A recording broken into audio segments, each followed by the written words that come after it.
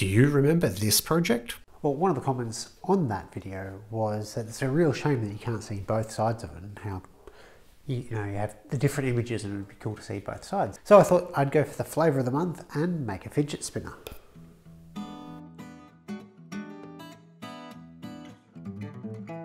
So the victim for the spinner was the sample piece I did for the Triptech to make sure the epoxy and gum nuts would actually stick together.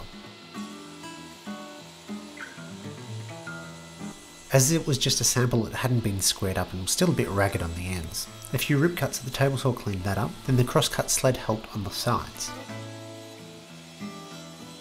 To actually make the thing spin, I needed to drill 2 holes in the block for some shaft that would go through the bearings. In this case it was 8mm diameter for 8mm diameter stainless steel. Speaking of it, total overkill, but a Portaband made cutting this shaft stupidly quick. Then it was onto the frame. I had some scrap laminated hardwood board and I ripped that down into 4 strips.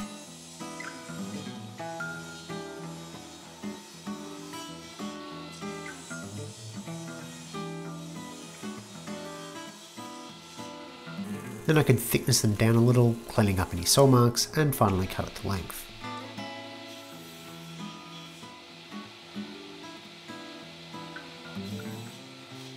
The top and bottom pieces of the frame needed 22mm diameter holes for the bearings to sit in. They ended up a nice friction fit.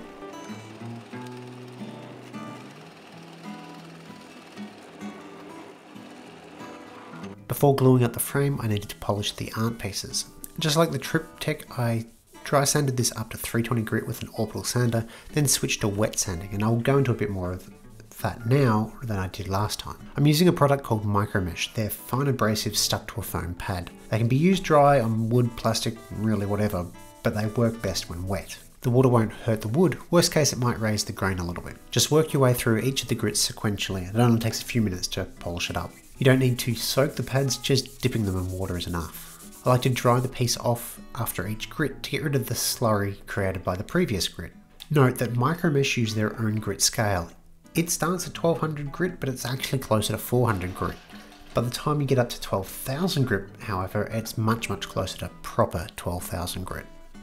To really get the epoxy to shine, it needs a bit of polish. I'm using a plastic polish, but Brasso works just fine too, or U-Butte's Triple E Ultra Shine. Apply a little bit, buff it off. For the joinery, I cheated and just went with Dominoes. For this sort of application, biscuits would work too. It doesn't have to be super strong.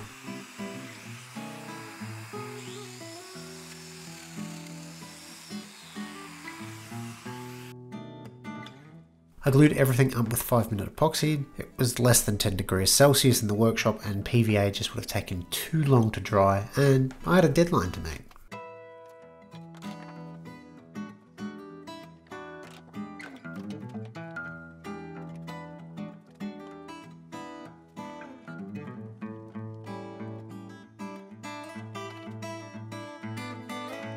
After the epoxy dried, I added some curves at the bandsaw.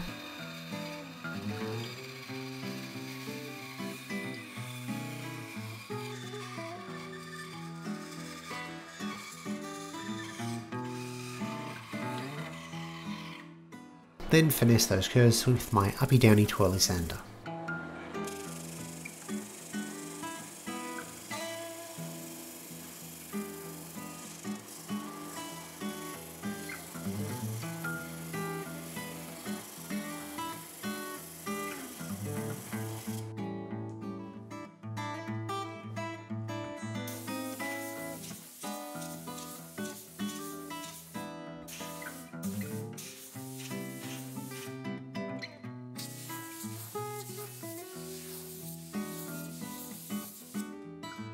Okay, so it's not really a fidget spinner, it's a desk spinner, but it's actually come up pretty nicely. A bit rushed for time and it is very cold at the moment, so I haven't had time to finish this properly. At the moment it's 2 degrees Celsius outside, so finish is just not drying at the moment.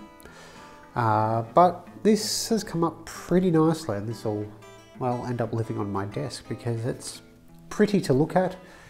And I think the cat will have fun playing with this. If you are interested in the Triptech, that is up for sale. Links to that are in the description on Etsy. Thanks for watching.